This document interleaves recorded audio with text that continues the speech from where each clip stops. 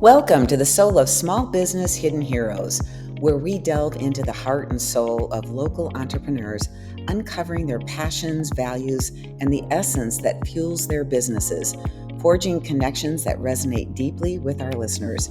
Join us as we shine a spotlight on the unsung heroes shaping our communities one heartfelt conversation at a time. I'm Beth Rebenstorf, co-host Shane Rebenstorf. And our guest is Lou Silverman with Presidium Law, which I love the name Presidium. You know what that means in Latin. I didn't know that until you told me. I didn't either.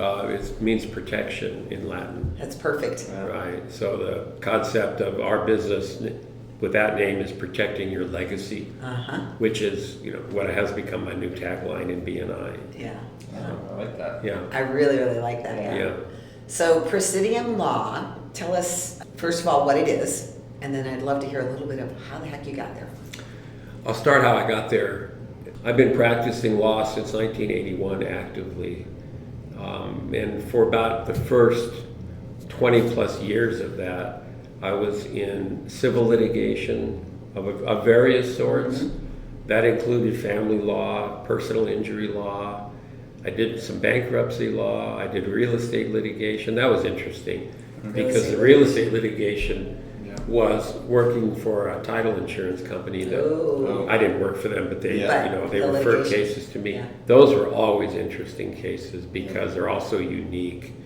But anyway, I did all of that, and finally in the early 2000s, leading up to 2005, I just said, I've had enough of being a jack of all trades. I can't do this anymore. It's exhausting.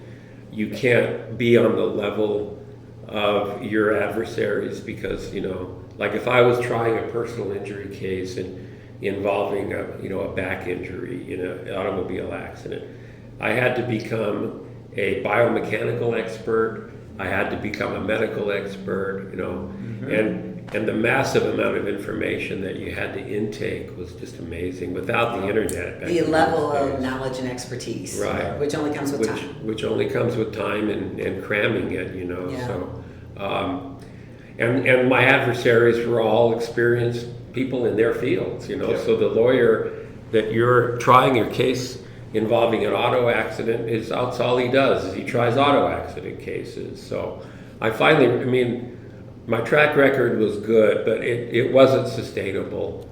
And so in 2005, I said, I'm going to transition. And I thought, I've been doing some estate planning in this mixture and probate law. I'm just going to now just figure out a way to focus on that alone. And that meant getting out of my partnership that I had been in for about 20 years. So I was going to move on my own. That was a big jump. Adjustment, yeah. That meant finding the entity that could mentor me to make that transition. And I was fortunate. I discovered an outfit called National Network of Estate Planning Attorneys out of Indianapolis, and their formula was helping lawyers like me figure out a way to transition through the process to become a specialist in estate planning. So part of that was in 2006, I spent about 5 weeks in Indianapolis at various weeks going through their courtroom training, which was everything from the legal side, how to talk to clients about estate planning topics, how to make yourself understood, how to market, how to network, and then, so that's how I made the transition. Yeah. And so what led you to focus on that? Because you could have gone in any specialization. Right. Well, I felt, I think if I had decided that I was going to stay in the litigation mode, you need so much more support staff than I had anymore. It's gotten so involved in terms of computer experts, and now to try a case in a courtroom, which the pandemic kind of messed all that up. But right. You really need to be great with computers. Yeah. And I also felt that an estate planning practice is one that you could age with. There's not too many 70-year-old litigators anymore. That's really more of a younger lawyer business. Gotcha. There may be mentors that are 70, but they're not in there trying cases. Yeah. So I felt that in the long run, that was a practice that would allow me to age with the practice better than a lot of the other alternatives. So at our age, we understand the importance of planning. Yeah, Shane and I are about the same age. We get it. We get it. Yeah. The younger ones is a different story. So it's interesting. What's the perspective of the younger folks? I mean, for me, I know it's important, planning the estates. And for me, I'm thinking about, and this is something that I want to be able to give information to other people as well as, what do I need to be prepared for at my age? Let's say I'm 30 and maybe going to be starting a family at some time in the future. How do I prepare myself?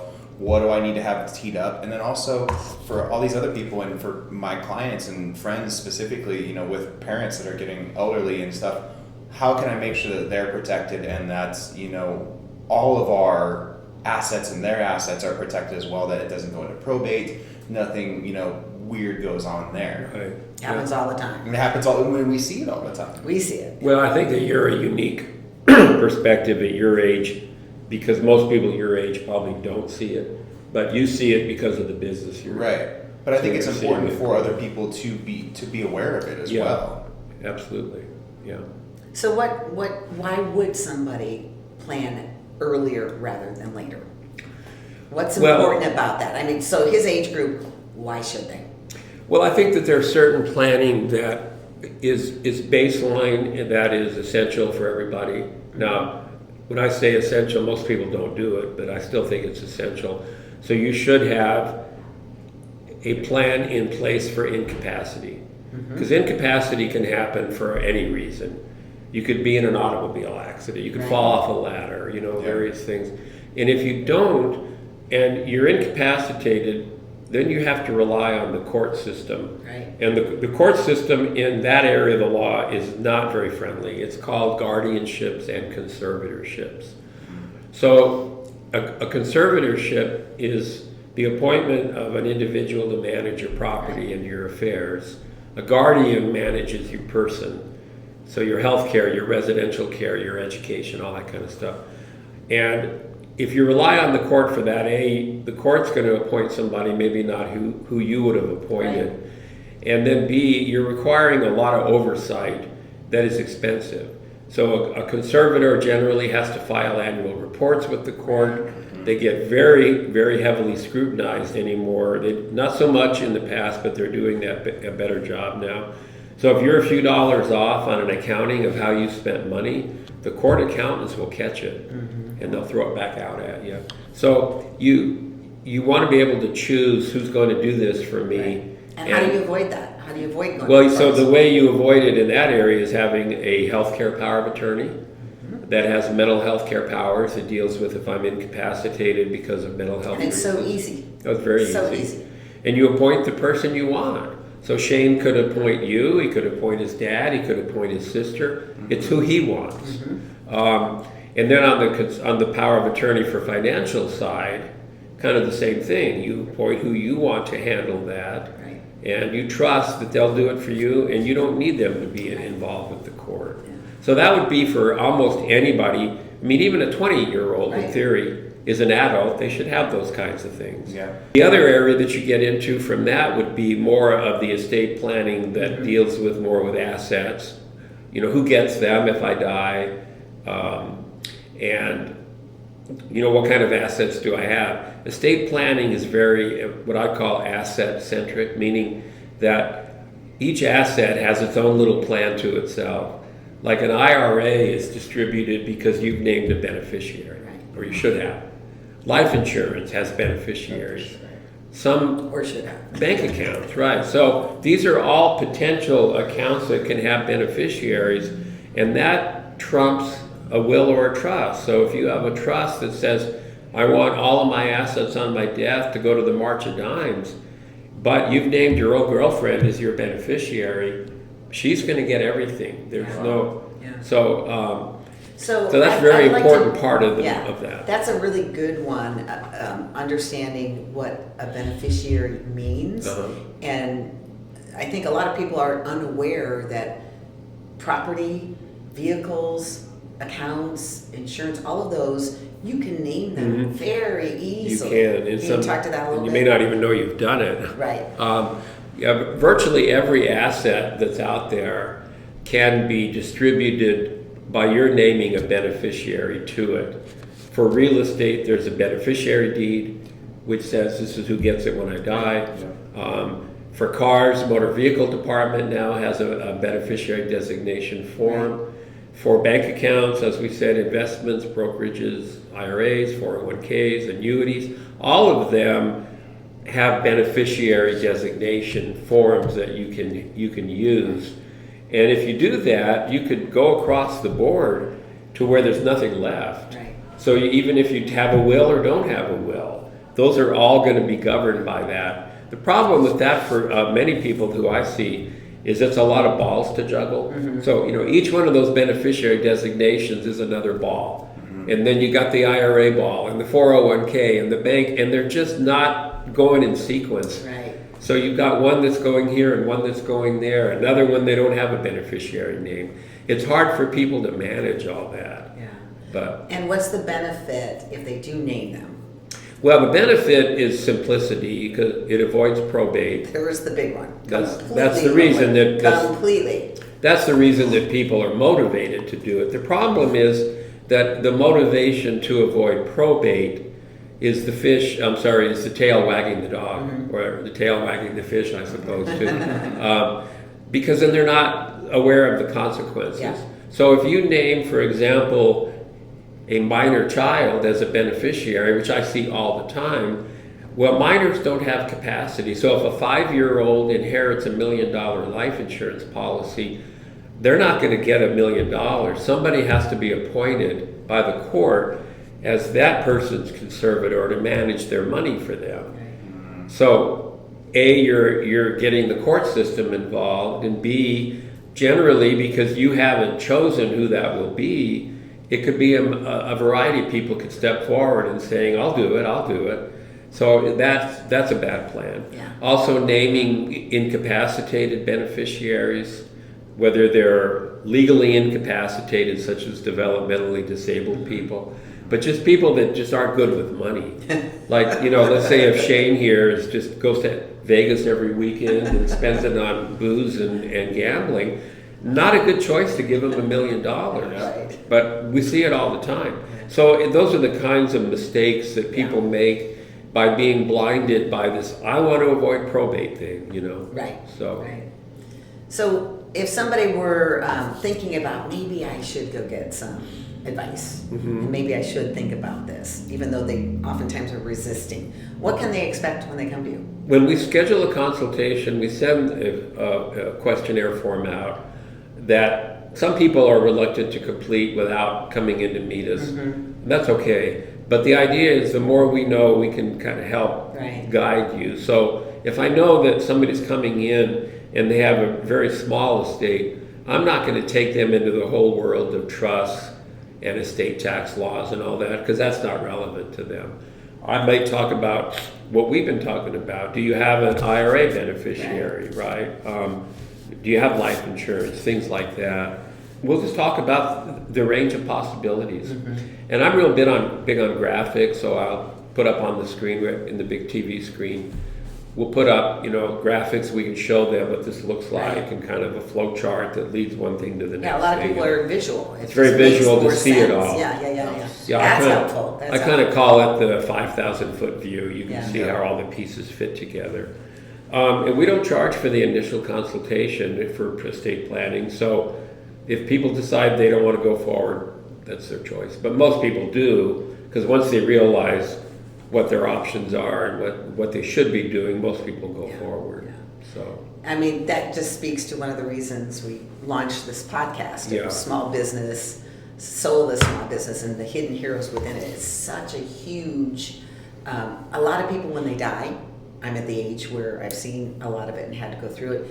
Some people leave such a mess for the people that to just go through that. It's overwhelming anyway.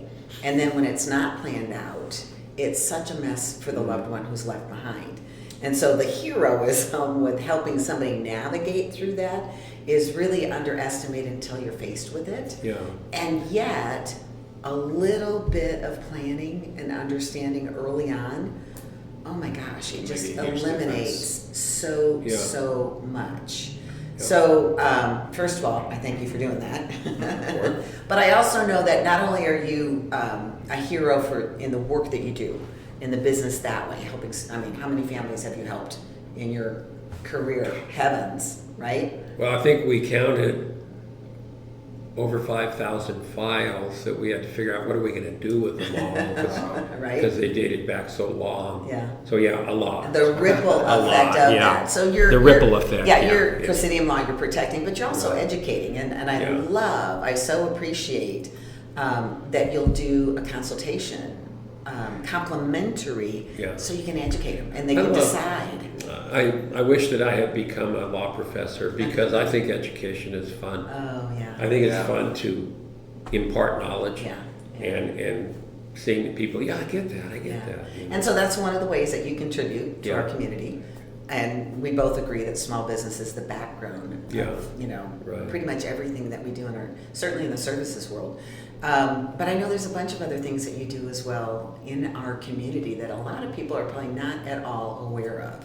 Talk a little bit about all the committees that you are on. You know, some of this goes back to when I went through that transition to the sort of the jack of all trades to the estate planning, narrowing trust practice. Part of the the education that I received was how to network, how to build relationships, and how to sort of weave yourself into the community. So, a lot of lawyers, networking and building relationships isn't as critical and I'll give you an example, a divorce lawyer, somebody that just does divorce. Divorce is a very unpleasant experience, I've been there, done that.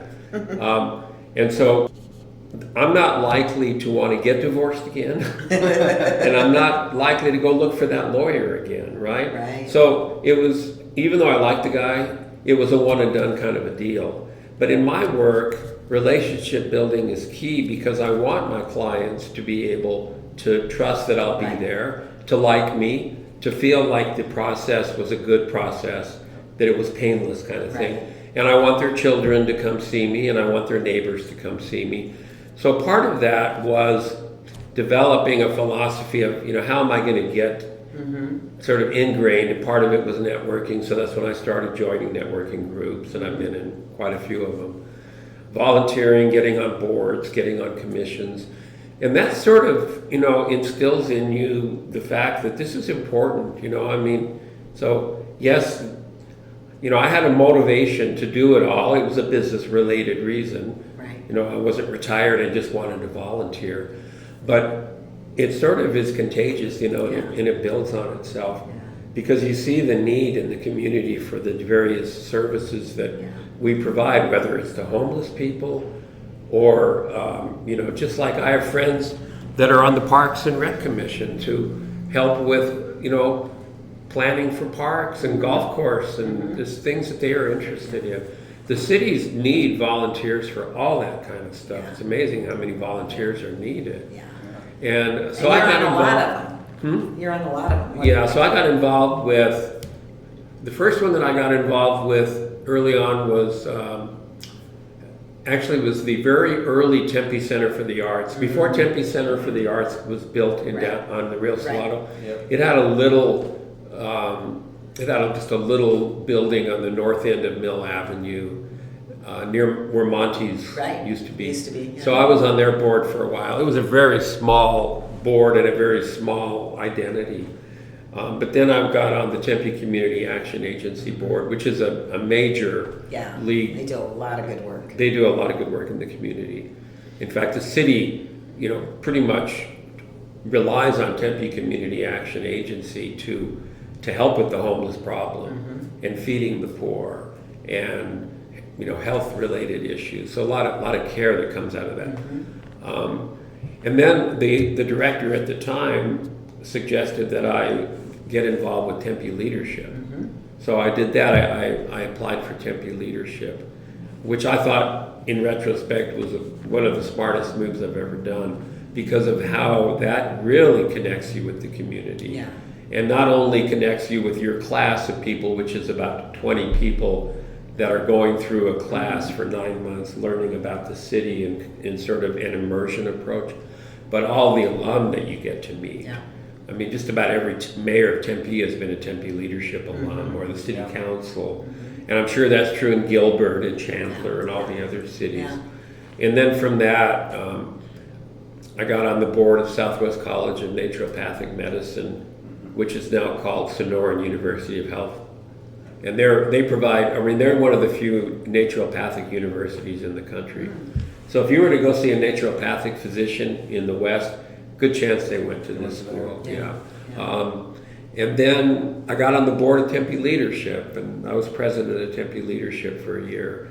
And then I'm back on the board of Tempe Community Action Agency again, and I'm the chairperson this year. So yeah, it does. It kind of gets contagious because you like that connection. And you like feeling like you're helping. Well, it takes your skill set, your wisdom, and all the things that, right. all your gifts, you can really share. Yeah, so like rather than keep them to yourself. On our Tempe Community Action Board this year and last, we started looking into the acquisition of a property in Tempe to build a standalone building. So there's a couple of realtors on the board.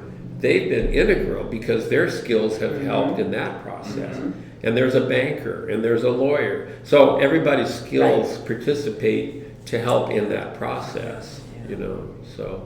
Well, thank you. Yeah. So what's something else that we might not know about Lou Silverman? Well, a number of things. One thing that you know, because you heard me speak about it, but I've been obsessed all my life with a little incident that happened early in my life that didn't happen to me. I was a spectator of it, but in 1966, the basketball team in El Paso, it was called Texas Western, had a basketball coach named Don Haskins, and he had been in El Paso for about 3 years when he, came to coach there. Well, he recruited black athletes in a day when that wasn't done in Texas, zero. As you moved further west, yes, but back in Texas, there were no black athletes in the South, and that included Texas.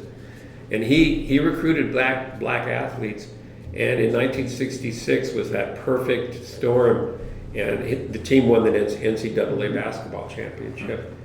And they beat Kentucky, which was never had a black player, so it created this perfect dichotomy of black versus white. And it's been credited with one of the most important feats in the civil rights movement, because people had to see what was happening, that these guys can play and they're going to play, and if we don't recruit them, somebody else is. Like the next year, Kentucky had a black player. So that was really neat to be part of that, because I was a kid, I was 12 years old. They played in a gym that was like an old high school sized gym. And I went to see all those games. Those players were, you saw them around town, and that was just really neat for me. Yeah. But it also taught me a life lesson, which is that those guys most of them came from inner city, Detroit, Cleveland, etc. And they got together and they overcame a massive, chip on their shoulder to accomplish what they did. Yeah. So it gave me sort of like, if they could do it, I think anybody could do it. I think you can do what you set out to do if you are intent to do it. Another thing that I guess not a lot of people would know today is that I went through about a 10-year period starting in my mid-50s. So I was about 55, and I started doing triathlons. Yep. So I did about 10 years of triathlons through about 5 years ago. I kind of petered out, but that was fun. And again, it was sort of like it's an accomplishment to do it. Yes, it is. I never did them to win them. I did them to finish them. And I did. And when you finish them, it's an accomplishment and you feel real good about it. So is there a lesson in the triathlons that you carried over into your business? Well, I think just, soldier on, maybe, it's like just work hard and accomplish it, and don't give up. There are moments when I absolutely wanted to give up. When I first got in the water on my first swim, where you get in Tempe Town Lake and that water is just black, and you're getting kicked by other swimmers, and that was the moment of like, can I do this? And it's like you say, okay, I'm going to do this. So yeah, there is a certain amount of accomplishment that you can rely on. Like, yeah, I can do it. Right. You know. So. So going back to your business, Uh-huh. and because there's a lot of attorneys that No.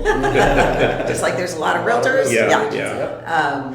And like in real estate, it's 90% of the business is done by 10% of the agents. I don't know what it is for attorneys, Yeah, but it's pretty remarkable. But there's a broad spectrum of expertise and 10,000 hours to mastery. So what is different, would you say, about you and others? Well, I think number one is that I'm a specialist. So I'm the Arizona State Bar Association has specialists in various fields. So they have a probate, trust, and estate planning field. Mm-hmm. And in order to be a specialist, you have to have 10 years of exclusive practice. You have to have a certain number of hours of education, but then you also have to pass their test. Right. And I think that it's important in that kind of a field because it's not general. It's like it's very specific, and the law changes a lot, and customs change, and the state of the art changes. And if you're a generalist, I just don't think that you can be on top of all that. Yeah. Any lawyer can write a will, but that's not what you're really paying for. You're paying for the expertise of getting a good product and knowing, because of years of experience, what works and what doesn't work. What should they look for in a really good, skilled probate will and estate attorney? Well, I think number one, I'm not saying that being a specialist is essential, because there's good lawyers that aren't. Right. There's some lawyers that just don't feel there's a lot of value in going through that process. But I think if you're talking with a specialist right off the bat in any field, you guys have specialists in your world too.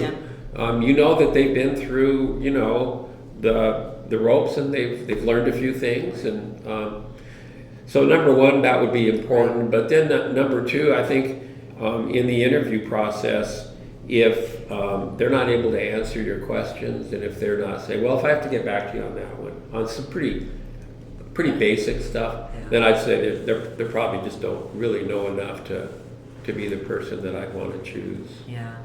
I'm curious, at your age group, what is it that they look for, and what is it that they dismiss and say, yeah, I'm moving on? Because you guys get information in a different way. Yeah, I mean, everyone's different at what they're looking at, but I mean, a lot of us are looking at things online and looking at information that we receive online, or maybe something that happened recently from a story of a friend, and then you learn that, oh shoot, maybe I do need to look into this more, and maybe I should see what my parents will what kind of mess they're going to leave you. Yeah, exactly. How can we clean this up? And obviously, it's even more so for when grandparents, at that level, when they're going into, you really need to be a step ahead of it. What I've learned from you is, that if you're a step ahead of it, then it's much easier for the process. But if you wait to the last minute to try to clean everything up, it seems like it's just going to be a mess. Well, waiting for the last minute, I can't tell you how many times we'll get calls from people who have been planning a trip probably for years. It's like this massive trip that they've been wanting to take all their life. They call us on a Thursday because they're leaving Monday. Oh my. It's like, come on, So we call that in our world, we're really good problem solvers, as are you. Yeah. But if we can be a problem avoider for our clients and the people that we help, that's far more valuable. Right. And that's exactly what you're doing, is avoiding what they don't even know. What they don't. And that's so hard to communicate. It is. It's so hard to, it's the iceberg. They only see the tip, but the stuff underneath. So many people don't understand that it's necessary, or that it's something that needs to be done. I mean, even at 20 years old, it's something that I don't have a will as of right now, but I know it's something that I need to do, or have these things set up, and owning properties and having a property beneficiary. Do you have powers of attorney? I don't. I don't have anything. So if you had an automobile accident and you got hurt, who do you want to make your medical care? I assume your mother and father, but so. Yeah. And do they know how much advanced life support you'd want to have? Right. Do you want to be, in a vegetative state. These are just things that you have to be thinking about. Yeah. No judgment on Yeah. it. It just, No, and these are things that many people my age that I'm somewhat aware of, but it's like it's a subject that you don't really dive into and do the things. You're like, oh yeah, I've heard of that, but where do you I bring up a good point. Where do I go to do that, or how? It's not something that is taught to everyone. Right. No, in fact, it's probably not taught to anyone. Really, that's not a subject that they don't. They don't have courses in high school or college on how to be an adult. Right. It's sort of, you have Or to a learn that parent. on your own. Or a parent. Yeah, or a parent for sure. Yeah. But they do for business. Yeah. Another thing too in the similar area is that if you are a university student or have a university student child, those laws that protect privacy, even though you're the parent, and even if you're paying the tuition, you can't get much information. That's right. So there's it's called FERPA, Federal Education, I don't know what the rest mean, but it's called FERPA. There's a form that will allow a parent or a third party to get information. So like HIPAA. They could call the dorm and say, hey, my son Shane hasn't called me in 2 days. Could you check on him? Well, if they have your consent or Shane has given that consent, they can go check and call you and say, yeah, he's in his room, he's studying. But likely that isn't true, but Right. But anyway, that's important too. So we do a lot of those FERPAs just as really almost like a courtesy as part of the plan, just so they'll have those. So are there any other areas that, other than what you've talked about, that you do in business or that your firm does? Well, so associated with estate planning, because estate planning is a big umbrella that covers a lot of stuff, because virtually any asset that you own and how it's titled or how it's, pay on death, et cetera, is an estate plan. So business planning, succession planning, people can own an LLC. Say you and your husband have an LLC. You can own it as community property with right of survivorship. So you can have that plan built right into your company. So if you died, there'd be no probate or anything like that. The other is if you have a trust, you can hold that title to the company in your trust. So those are all how we sort of incorporate business planning into business planning. There's a lot more to it. Picture. Yeah. So the earlier you start, actually, if you have companies and things like that. Yeah. So what I also found interesting is in your business, it's not just people that you help. You also help the furry ones. Yes. Yeah. That was surprising. Well, that was fun because you're referring to my bringing my dog to the meeting. Yeah. I had been wanting to bring Lucy because I take her everywhere. I was going to bring her today, but I didn't know if you guys would care. That would have been because she just sits on my lap. She's going to be upset. She just sits on my lap and says, "Okay, I'm happy." So I thought, well, I'd like to bring her to a meeting, and I think the only way that I could probably do it without getting criticized for it is make my presentation about pets. But pet planning. A lot of people, a lot of people don't think about it, so we bring it up. We have on our questionnaire, do you want to ask us about pet planning? Because a lot of people do worry that what's going to happen to my pets, and not only that, but then not only who's going to take care of them, but how can they afford to take care of them? So that's built into the estate planning for pets. Part of the process. A lot of people, that would be their number one concern. And there are some cases, I gave some examples in my presentation where people have set aside millions of dollars for that's crazy. I've seen there's a show about that, about a dog, German Shepherd or something that gets left like tens of millions of dollars, and the mansion, everything is all not there was I can't remember the case exactly, so I don't want to guess, but there was a well-known case where a person left aside a massive amount of money for their pet, and the court reduced it. So somebody challenged it and said, that's crazy, and the court said, let's come up with a number that's not so stupid. So makes sense. So if you could give advice to somebody that doesn't have a will, that hasn't, that's thinking about it, been putting it off, been procrastinating, and they could only do one thing, what would you say they should do?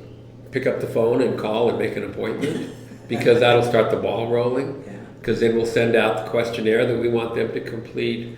And even if they don't do that, come in, because once you've talked about it and have been educated, Right. at least you can make more informed choices. Yeah. Because if you don't do that, you don't know what you're, Yeah, what there's do they nothing to say? lose because it's complimentary. At least they'll learn, Right. and then if they decide to do nothing or go somewhere else, I think Yogi Berra may have said you don't know what you don't know. Yeah. So you don't know. Absolutely. Take advantage of it. Absolutely.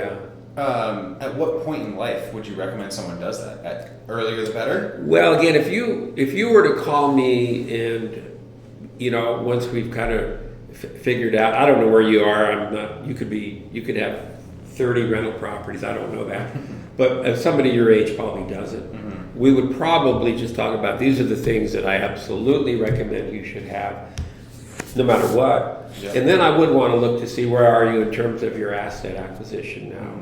Do you own property? Do you have an IRA? Do you have a brokerage account? How's it titled? So Yep. you just got to investigate. Okay. So everybody's different. There's no normal, Right. because everybody's different. Yeah. So It's like a health checkup. yeah. You I mean, really need to do some blood work. yeah, exactly. Just to have a checkup. Right. Yeah. Right. So Yeah, any other questions? No. Any place you want to go from here? Nothing that I can think of How right about now. you, Lou? Any Because other this is topics? something that can go. no, I think that's Yeah. a good introduction to what we do and sort of our commitment. I guess I didn't talk about the transition, but I don't know. Yeah, I don't think you. Why? Well, maybe you do because this will go out to some people that knew you and Lou Silverman. Yeah, so I should probably talk about that. So let me serve that up to Yeah, you. yeah. So you just went through a transition of your own business, and now Right. you're in a partnership, and the Presidium. So how is that different, and what should people know about that?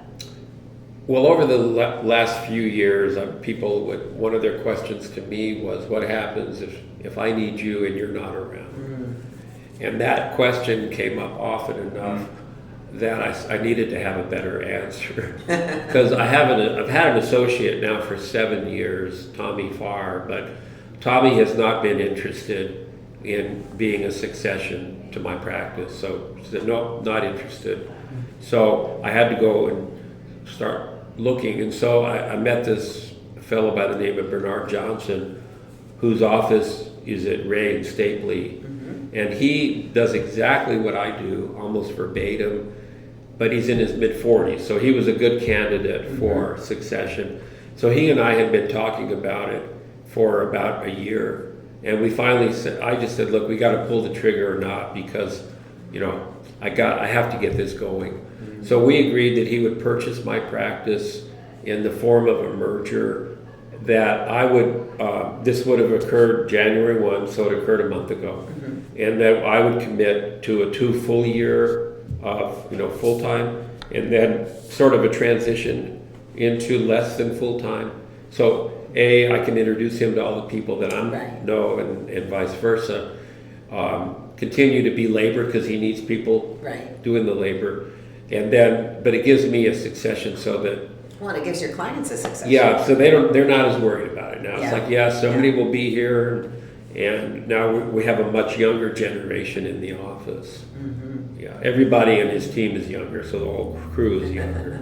So I can relate to that. yeah, my big fear was literally, and this is what a lot of lawyers fear, is that you're just going to die at your desk. You'd never have a succession plan, so eventually you just plop over. Right. So I'd rather die at a river somewhere than I would, at my desk. So. What is your biggest challenge in your work?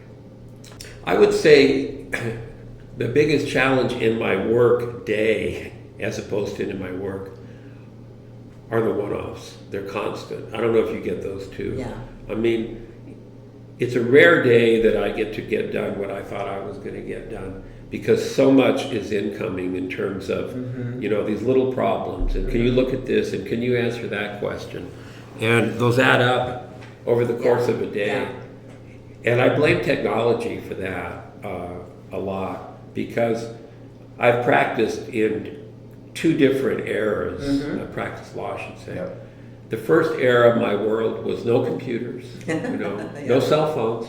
I remember when we got our first cell phones, my partner and I, they were these big brick-looking things, and they had a big antenna on them, and you had to plug them in. And you were so cool when you had it. And I said to him when he said, "I think we should get them," I said, "Why? Why would we possibly need these things?" Right? And you plugged them into your lighter, Yep, cigarette lighter. So those days was like you could go to work and you could just really get done what you came to work to get done. Right. Because the only way people were going to get to you was on the telephone. Yeah. Then the fax started to, Right. and then finally when the internet, or when the computers started to arrive, and then the emails started to pop up, and now it's just, God almighty, people will try to reach me on Facebook Messenger, Instagram Messenger, emails, faxes. Yep. And it's not that you don't want to help them. It's just, It's like somebody said, "Hey, you didn't respond to me," and I said, "Well, how did you try to reach me?" Well, Instagram. It's like I don't check Instagram messages. I mean, that's not on my radar screen. Right.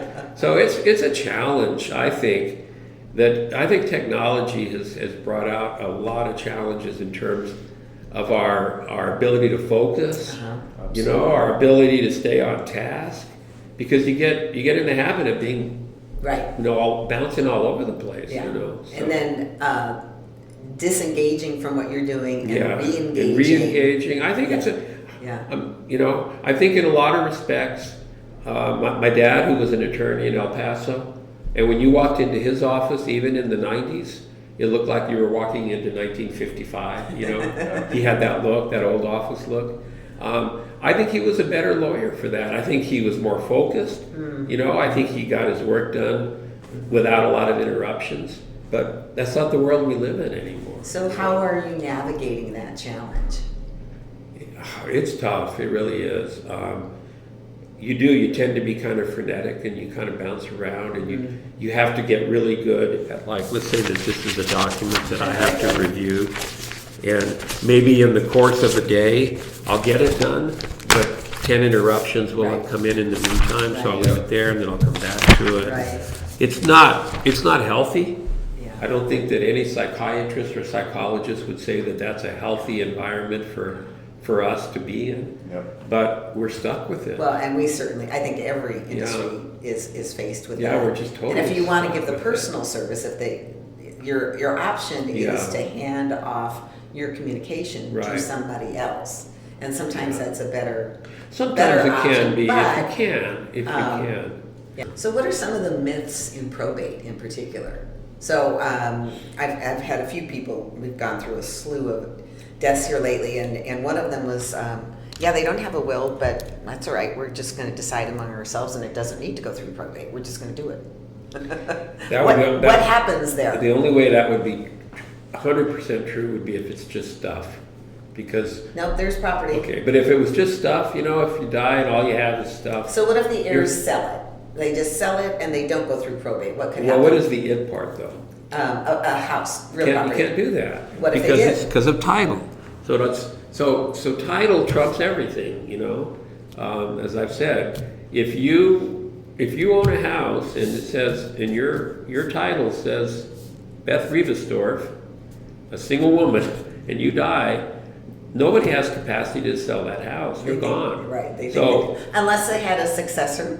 Well, beneficiary. Well, of course. I'm just talking about the simple. They don't have that. They don't have that. They just, hey, mom had a house and we want to sell it. Nobody can sell that house. The title company won't close escrow on that house. So that's where probate is. What happens is they actually enter into a contract. And then they usually get the bad news. And then they go to close, and now you've got a buyer who's very upset. Yeah, so now I could be interviewing you because you've experienced this, right? So then the title company says, not maybe knowing that you've passed away, here's all the places that Beth signed. Used to sign. No, she died. Oh, I see.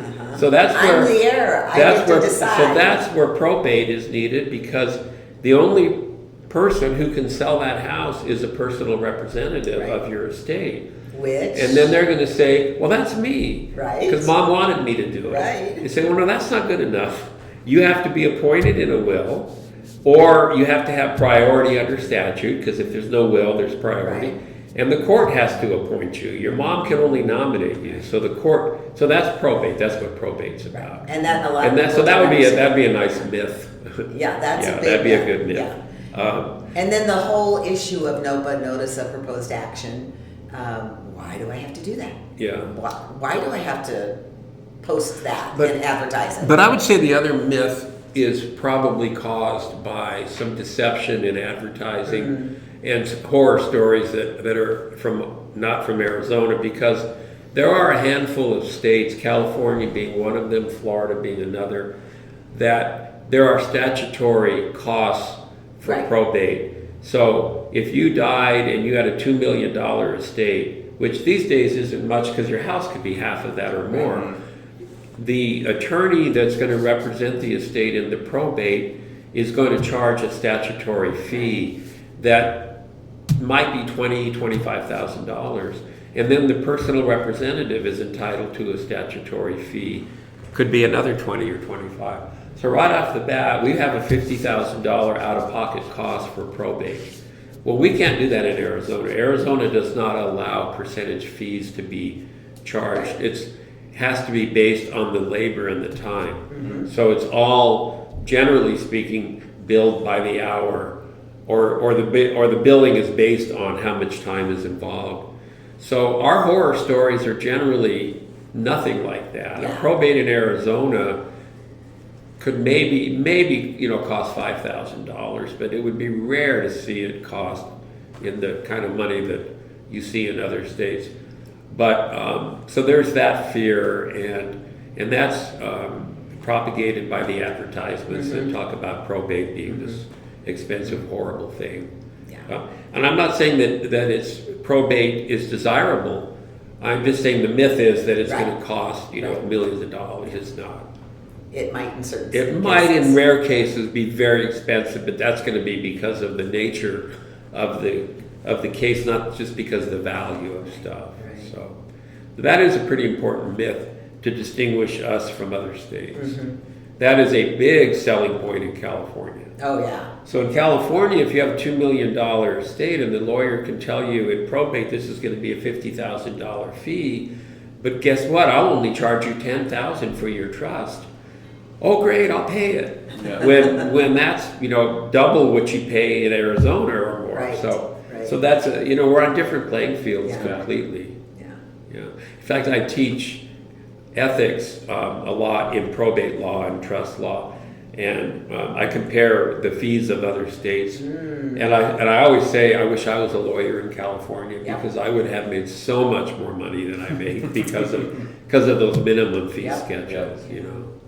But Any other myths? oh man, myth would be Misconceptions? a will. A lot of people have a myth about what's valid in a will. So a will that somebody types up like this and signs it is not a valid will, because it has to be witnessed by two people. If Witness but not notarized? yeah, the notarization is not critical, But witnessed. but witnessing is critical. So if only one witness, not valid. So even if all we did is if I signed it here and then you guys signed it here, that would be enough to make it valid. So that would be a myth, because I've gotten probates where people have prepared multiple wills over the years. They liked writing wills. They were good at it. They had their old manual typewriter and they typed up wills. You could tell it was an old underwriter typewriter, but none of them were witnessed. So none of them were valid, which is sad. That's because very if sad. you die without a will, it's intestate. Right. And if you die intestate, your heirs are your beneficiaries no matter what your will Period. said. Period. So what happens if you want to adjust the will? Does that have to be witnessed then as well? Yeah, so that's called a will codicil, which is just an amendment, and that has to be witnessed also. Now, I've seen people, I don't have a pen on me, but they'll take, you have a pen, thank you. So they'll take their pen and they'll say, well, I want to change that. I'm going to change that to Shane Rebenstorf. He's going to get my pet cow. Well, that's not valid, so that'll be ignored. Even if they initial Now, it and no, sign because it? it's not witnessed, so you Yeah. still, the formality that took to make the will is still needed. Yeah. Now, if I sign it and then 2 witnesses sign it, Maybe. probably, Yeah. but, you know. But on the other hand, holographic wills are valid. A holographic will is 100% in your own handwriting. Ah. So if I just write it out, you know, I, Louis A. Silverman, you know, I could write my whole will out, and that doesn't And need then to that be does not have to witnessed. be witnessed. Right. What has to come out of that is testamentary intent, because some of these don't look like wills, but you have to kind of draw it out like Right. I want my house to go to Mary, and I want my dog to go to Steve, and I want my IRA, and then at the bottom I sign it. It's probably enough that the court's going to look at that and say, yeah, it's pretty clear what this What the person intention wanted. was. So that, but that's a myth in terms of how do I create a valid will. Another myth is that if you are divorced and you don't update your beneficiaries, your ex-spouse is going to receive everything. Arizona has a statute that automatically revokes any disposition to a former spouse, which has caused kind of a unfortunate ending on the backside, because I've had cases where people had life insurance, had named their former spouse, got a divorce, never updated it, they died, and they got remarried in the meantime, and they had wanted their former spouse. So like I promised my Right. former spouse, Right. look, I'm going to leave this $200,000 life insurance to you. You'll be taken care of. Don't worry about it. Maybe I'll get a second policy for this spouse. Well, they never updated it, so it's automatically revoked, no matter what the intention was. So the new spouse, by law, is the beneficiary. Another good reason to do a consultation. Yeah, Because so those are all the those- things that you kind of uncover. See, it's the ignorance of not knowing that Right. is what causes these problems. Because what you don't know, you don't know. That's the corollary of what you do know, you do know. So, anyway, yeah, those are all sort of Yeah. the myths. I mean, they go on and on and on, you know. But those are some of the Those are some biggies. Yeah, right. And those can have a big impact. Oh, Oof. huge impact. Yeah. So, Okay. all right. Well, thanks, Lou. Okay. Well, We thanks for appreciate having you. me. I appreciate it.